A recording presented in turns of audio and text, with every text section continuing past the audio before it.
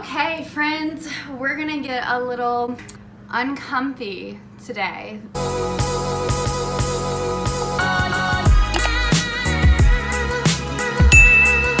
Okay, so if you guys are new here, thank you so much for coming to my channel. Hit that subscribe button if you have not already, and welcome to the family. Okay, honey buns, so I think today is going to be one of the most uncomfy videos I've ever made, but a much needed. I actually have a notebook of things that I like to discuss about today's topic. If you can't tell by the title already, I'm discussing my sorority experience, and just to kind of set myself apart from most women who make this video, and I mean that in the most non-disrespectful way, I actually have spent 2 years in my sorority. I held a leadership position, and I was making sure I was involved in decisions that were being made, and I wanted to have authority over certain groups and like a club and meetings and things like that. So I want to first preface that this is not a dogging video, a harsh video on the chapter I was in, which I am not going to disclose, but it's probably going to be in the thumbnail, like a picture of it, and you guys can also follow my Instagram and see pictures from when I was in that chapter. So, but for video purposes, I'm not going to preface that, but I will tell you what university I currently attend as a junior, and that is Missouri State University. I love my university. I loved my sorority for the period of time I was in it, but there's some things to talk about, and we're going to go ahead and get into that. And if I haven't mentioned it yet already, definitely be checking the timestamps on my video so that you guys don't get bored and want to click off. And if I'm talking too long about something you don't really care about, check the title of the timestamp so you guys can see me discuss other topics that are in this video, and it can kind of make this process in this video a little bit more easy to digest. To just give myself some credibility right now and say that I, like I said, had leadership opportunities that I took advantage of, and I actually just dropped my chapter. Drop it like it's hot. Drop it like it's hot. I'm no longer in my sorority for reasons that I'm going to discuss. This summer is when I dropped and spent 2 full school years in the chapter, and I lived in the house last year, and that has a lot of reasons on why I'm no longer in the chapter, but I'm gonna go ahead and just kick this video off. I want to talk about the things that you as a rushing freshman, a rushing transfer student, whatever it may be, you're not gonna learn these things that I'm about to discuss. No sorority woman in a current chapter is gonna tell you these things because it's probably just against their rules. I actually have compiled a list of 5 things that I wish I knew that sororities do not tell you, and I'm gonna go ahead and start with number 1. So the first thing is what you can and cannot talk about, and this is pretty generic. You may be informed of this with the women who are supposed to help you. You know, you get like put in groups the first couple of days of recruitment, and you're supposed to learn, you know, kind of how to be a rushing woman and how to rush these chapters and what to say, what to ask, and things like that. I feel like that's very particular on what school you go to, so just in case you don't know this, there are rules about what you can and cannot say. If you walk into a sorority and you're like, hey, my first question is, what frats do you guys party with?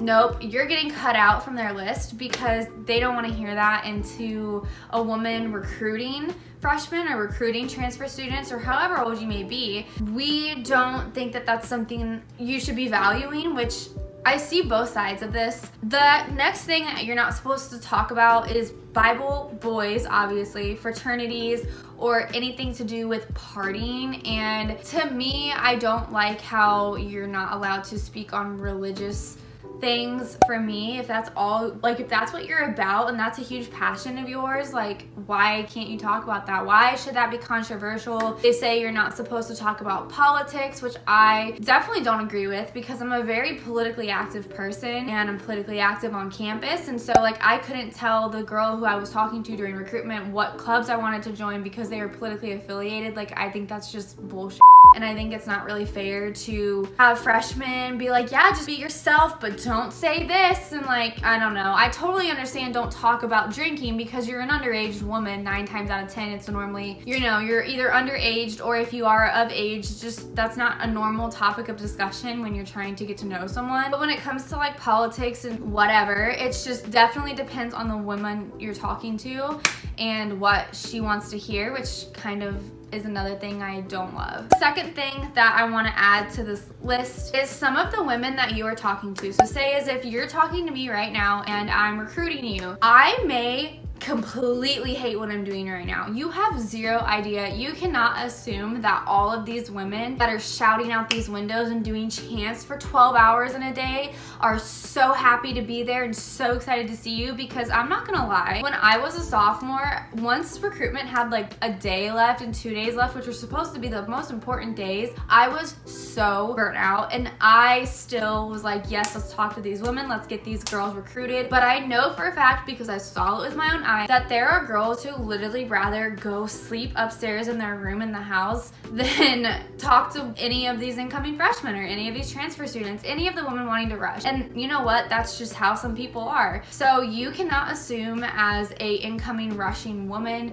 to these chapters that every single girl that sits you down for recruitment is ready, excited to talk to you, because that's just not the case. So if you feel like a conversation is just a dud, it's dead, don't get so discouraged in yourself. I mean, obviously see if like you're being kind of monotone, look and see like maybe are you just tired, and like that's okay to tell a woman that's recruiting you like, girl, this is my 10th house, like I am tired. It is okay to say that, but don't blame yourself. Definitely, you know, there's faults on both sides. Some of these women, especially within the chapter I was in, don't love recruitment, and I didn't love it 110% either, so it's totally okay if, you know, you experience that. So the third thing I want to tell you, which is something that I feel like I don't see on YouTube and I definitely don't see come out of the women who are supposed to help me come through recruitment, is kind of how to talk. I mean, you can't really give too much advice on that, but I just want to give you guys a couple examples of what I did to make sure I was starting conversation and I was being a dominant conversation starter, instead of just sitting here like, Yeah, I love this campus. it's like you just don't want to be that girl. So what I made sure I did, this is my own personal way, is I'm gonna put a picture right here of what I wore on pref day, which is a very important day in the rushing process. I had on these pretty big striped wedges, and I wore an all white outfit. I have dark hair, you know, so like my white outfit stands out, and those shoes, girl, those stood out. And I cannot even tell you how many times I got questions, compliments, overall attention for that outfit. And I know that first impressions aren't everything, but when I get to the tea here in a little bit, when girls are recruiting you, they're judging you, good or bad, off of what you look like point blank. That might be kind of harsh to hear, but it happens, and you kind of have to. But like I said, check the timestamps, because I will be talking about that as a recruiter instead of one getting recruited here in a second. So that is my third thing, is just trying to stick out in any way possible, whether that's something you wear, it's a way you speak, a way you start conversation, you know, just stick out in some way if you really want to make that impression on a woman. Because if, you know, these houses are just as overwhelmed as you are, it is so much easier to be like, oh, I like boom, boom, boom sorority, but these women who are recruiting you are talking to 50 girls a day, and like, if not more. So definitely try to make an impression, which is just something that I feel like is very important to know if you're rushing. The fourth thing I want to say is that you guys definitely need to remember that there are going to be stereotypes for each sorority on campus. I could sit here and name a stereotype for all 8 sororities that are on my campus like this, because it happens, and sororities put those on each other, and the community on campus puts those on the sorority, the frats put them on the sororities, and it really sucks that that's the way that it is. But you, as a girl rushing in your little recruitment groups, you guys are going to chatter and gossip about what the stereotypes are, and just don't always believe those. Don't always think that that chapter, you know, has such a bad rep, or that it's just a bunch of blonde girls, or this chapter is only brunettes, and like whatever it may be. Definitely don't feed into those stereotypes, because sometimes they're not true. Sometimes. And the fifth and last thing I want you to remember is just please understand that those sororities are going on months and months of preparation. So when I was done with my freshman year and I'm going into my sophomore year, I had to travel back down to my campus during the summer for summer meeting. And that was literally because we had to prepare for recruitment. And it's really wild that it would just take so much effort, and it kind of honestly sucks, because that was one of the worst weeks of my life. For some people it's the best. For me, my sophomore year, it was the worst. Recruitment's a great thing in some ways, but it's also not at all, and there are so many flaws with it. And I think that that is one thing that made me not appreciate the organizations of sororities as much as I used to when I was a freshman was actually experiencing the recruitment process on the other side. So definitely remember, it's a two-sided process and there's a lot of effort that goes into it. And those are just 5 real quick tips that I want you guys to know. If you're not taking note, rewind and take note, because those are very important and they're things that I wish I knew or just had in mind. So now I want to get into the real good tea, the good tea. Let me readjust. Okay. So I want to discuss the things that I think are flaws in the ideology of sororities. So for my campus in particular, and I know for a fact that this is a thing everywhere for the most part because I've heard it from girls states away and I know it happens. There is an immense amount of competition and jealousy within their own chapters, but also on campus. So I cannot tell you how many times I have had women from other chapters screenshot my social media and try to send me in, which I'm pretty good on my social media. I was never posting crazy Snapchats of me underage drinking because that's just a no-no when you get into chapters. If you didn't know that already, they will monitor your social media, and some chapters are really extreme about it and some of them are very not extreme. But also remember that if you're a sorority woman, the eyes are on you and on your chapter from other chapters, and you have to keep in mind that people will turn you in like this. Other chapters want to see you succeed and be awesome, but not as awesome as them. And that's just the sad truth of it. And I'm sure there are some campuses where all the chapters get along, but you know what? That is just not the reality on my campus. And as much as I think that the Panhellenic Council wishes it was, it's not the reality. So yeah, you just have to understand that there's gonna be competition because you're kind of almost socially and culturally placed in competition with each other. And please don't think that I'm completely dogging on this whole, on just sororities as whole. I mean, I just think there's flaws in a lot of things to do with them. However, I loved my time in my chapter. I loved the women I met in my chapter. My roommate right now, my best friend, met her in my chapter. And my roommates that I live with in the sorority house met in my chapter, obviously. And I love them. I love them with my whole heart and I want them to be in my wedding one day. However, this does not change the issues that I have had in the chapter. So just please know that. Another little, sorry, kind of diverged, but just a middle disclaimer there for you, because I know I'm probably gonna catch some heat for this video. The next thing I wanna say is I feel that chapters fear certain leadership. So why I say this is because I am a very direct person. And if you were in my chapter, in my sorority, and you know me personally, you're probably like, yes, she is. Like, I'm not lying to you guys when I say that, and I might sound so cocky right now, but to me, it is just the way I am. And because of that, I want to lead and I want to help people and I want to nurture up things and be like, let's do it, let's get it done. And I feel like here's a group of people that appreciated my leadership and the way I am over here in my chapter. And then over here is the group of people that didn't appreciate it and thought I was mean or thought I was too much, I'm extra, I'm a wannabe. And that's just slightly disheartening because I do try to be the best version of myself and I want to help other people. And I just felt like some people got recognition in the chapter that shouldn't have because of whose booty hole they kissed more than the other. And that's gonna be in a lot of different chapters around the United States, but it definitely to me is an issue that I don't only just see in mine, but I saw in other chapters, and it's sad. Another thing that I really wanna touch on is the lack of diversity. And this is very stereotypical, but I feel sometimes like women who look, act, and think different, which are all aspects that can make you a diverse person, are treated differently. If we're supposed to be such professionally driven women, why aren't we learning about multiculturalism and diversity? I don't know. Guess it's not a focus or important thing in chapters, but whatever. But I've literally had women outside of my chapter and in ask me like, does it make you feel weird? Oh my gosh, you look so different. What are you? Like, it's just, I don't know. I just felt kind of pinpointed for the way I looked, and I know a lot of other women, whether they are a woman of color or just of a literal different ethnic background have felt that way before, unless, you know, if you haven't, good for you, but I have, and I feel like that's definitely an issue, is just the lack of diversity, but also the lack of education on diversity in sororities drives away people, because it's being exposed that that's not something sororities focus on, and I think that's just not a good look. But those are just a couple little flaws and things that I honestly can't stand about sororities. I could go on and on about the things that honestly grind my gears, but I want to expose you guys some things on my side. So if you are already in a sorority and you are recruiting women, I want to expose the process of that so you guys can kind of have an upper hand when going through recruitment. So when you are rushing, if you're a freshman or just whoever you are rushing, you are getting judged on some sort of scale. And I probably should not be telling you guys this, but I think it is important that you know this because it's common sense. I mean, obviously, you know, they are somehow taking note of your personality. Like, duh.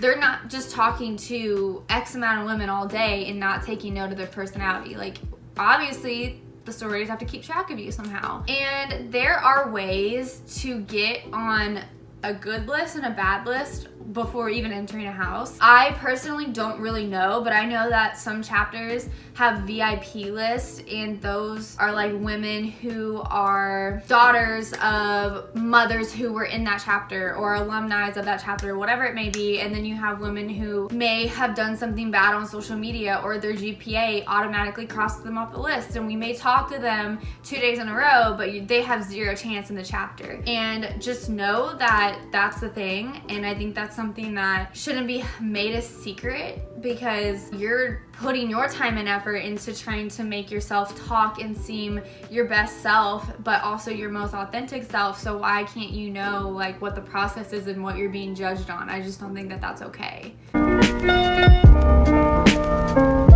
Okay, so when I was a freshman signing up, I actually did one of the things that I was told not to do, and that was do research. So as I said, there's 8 sororities on my campus, and so I kind of just did research on their Instagrams. I wanted to see, you know, which ones were diverse in multiple different ways, what did they stand for, what philanthropies did they support. So the chapter I ended up going into was the chapter that I actually had my poor little heart set on whenever I went through the rushing experience, and I'm grateful that worked out for me, because for a lot of people that's not the case, and some women don't even make it through recruitment because of some of the obstacles you have to face during the rushing process, and we'll talk about that in a moment. So as a freshman, you know, I'm obviously just like completely out of my element. You're moving in, you're getting roommates that you don't know. My immediate roommate was actually someone I went to high school with, but my suite mates were girls I didn't know at all. And every single woman in my dorm room besides one, and I had 5 roommates, were all rushing. So I kind of just didn't want to be the oddball out, and I already paid, and so I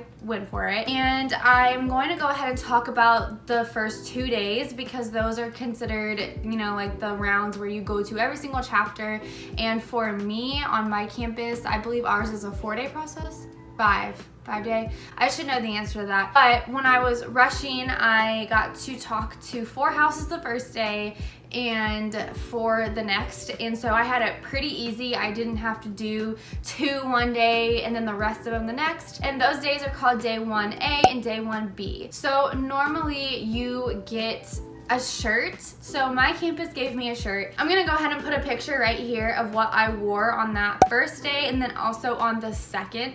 So I was pretty, I guess, like confident in myself. I'm not a very timid person, but I love to talk and meet new people, and so that wasn't really a concern for me. However, I was worried about being judged on my, I guess, just first impression, and I felt like I just knew I wanted this one sorority, and each day I did get asked back by my specific sorority, which was the one that I ended up joining. However, when I was in my group of people that you guys get put into, and you get like leaders, at Missouri State they call them PICAIs, and they're disaffiliated sorority women who are helping you through the rushing experience. And for me, it was just really hard to see women not get asked back to the houses that they like had their hearts set on. I just feel like that's such like a cruel process, but it is just how it works. So obviously, you know, the second or third day, depending on where you go, you have your philanthropy day, and that is just kind of where you go and see the philanthropies, or it's called sisterhood day, or like that's the focus of it, is you get to see what that chapter is about. I honestly, even though I rushed and I was on the recruitment like team for my chapter, I still don't even know which day comes first. But basically you're kind of just watching videos for both, and you're hearing the women talk, and you're like hearing how the chapters have made an impression on them and everything, and it is really inspiring and it is really sweet to see. I know when I first witnessed that, I was like, wow, like these women really love each other. Not saying that they don't, but I was just like, wow, like look at this sisterhood, like this is just completely different than what I thought it was. And then on the philanthropy day, you learn about their philanthropy, you get kind of emotional, you know, you get to learn how you're really helping those less fortunate than you, or whatever your sorority's philanthropy may be. And mine was the Alzheimer's Association, which touches home for me because I lost my grandmother to Alzheimer's. Obviously bid day can be kind of heart-wrenching for people. I know some women got an empty bid day card, or they just like got nothing, or they just didn't get the chapter they wanted. So while everyone's opening their card, freaking out and running to the house. But for me, my bid day, I mean, it was pretty cool. I'm not gonna cap. It was a little weird as well because you don't know these people, and there are multiple times where I was just kind of like standing around and like I didn't know what to do, and you get like a heart sis or a bid day sis, and they're supposed to kind of show you around and be like, oh my gosh, let's take pictures here, let's put on this, here's some glitter, here's some sparkles, whatever. The next thing I want to bring to your guys' attention is the absolute flaws in finances. So I completely understand when you have to pay X amount of money because you're living in a sorority house, which I did and I'm still in debt from. And I have to be financially tied to my chapter even though I'm dropped until I pay them back. And it is solely because my parents don't have money like that. Like they don't have money to blow. But when it's like time for school, I just don't have money like that. And I got myself in a really bad situation with my house payments because my mom lost her job. And this is to no one's fault but my own, because obviously like my mom lost her job because she lost her job. Like that's not my sorority's fault. However, I felt very financially abandoned by the chapter, and this has nothing to do with the person who handles the finances, who is in the exec board. I contacted people from headquarters and was like, I need help. And they're always talking about a fund that they have for women in the chapter, but I never got approved to get it, and I never got approved from the grants, and like I never understood why I wasn't allowed to seek that financial help. Like just screw me. And that was one of the biggest reasons why I dropped, was because I can't pay anymore, and my chapter would not allow me to halt my payment in any way possible. So it was honestly my only option. It was either that or pull this money out of my ass basically that I didn't have. Like, how was I supposed to pay it? I don't get a stimulus check. I live at home. I don't get checks anymore. I lost my jobs. Like, I don't know what to tell you. And I guess what I'm trying to get out of this is, if you're going to join a chapter, take in mind that a pandemic might happen. Take in mind that, you know, a parent might lose their job, and you might lose your source of income that you plan on paying for that chapter. And I'd say that's probably one of the #1 reasons why people drop. It really sucks that I had to drop my sorority because of that, but honestly, everything that I've talked about in this video were just things that were my that's it. I'm done, you know, and I don't want to be represented by a chapter that doesn't care about diversity or doesn't care about learning about things that matter. Like, great, you can chant to 7 different rap songs, but do you know anything about like the people who made them and like the struggles they've gone through? No, probably not. And that's not true for everyone, obviously. I already made that disclaimer, and so if you're watching this and you're getting offended, then please don't, because if you're in my chapter and you know I'm friends with you and I love and care for you, then you have nothing to worry about. But this is definitely an issue in all chapters, I feel. I feel like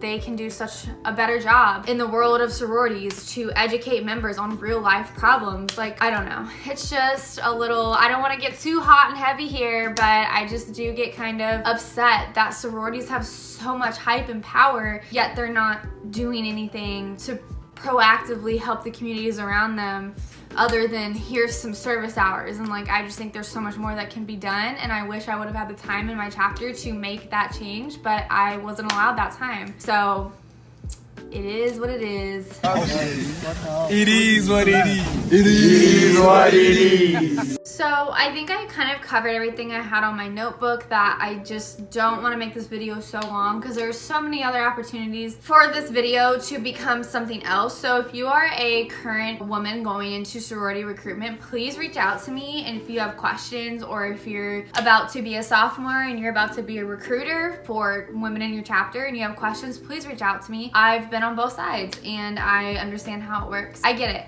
And I definitely would love to talk to you guys. But if you're a woman about to rush, please know that you just have to truly trust the process, as basic as that sounds. And if it's not for you, it's not for you. And if it's for you as a freshman, but maybe not in a year and a half, that's okay. That was my situation and I don't regret it. I just truly don't. There's just things I wish would change so other women don't have to be angry about the things that I had to be. Thank you so much for giving me the time of your day and watching this video. I truly appreciate it, and definitely hit that subscribe button and stay tuned, because if you guys have not watched my college apartment haul, that video is getting some hype. So I would love if you guys check that out. I'm doing a part 2 soon because I'm almost done apartment shopping for my first college apartment. So go ahead and check that video out. I'm gonna put it in the iCard, and I will see you honeys in my next video. Stay happy, stay healthy. Mwah.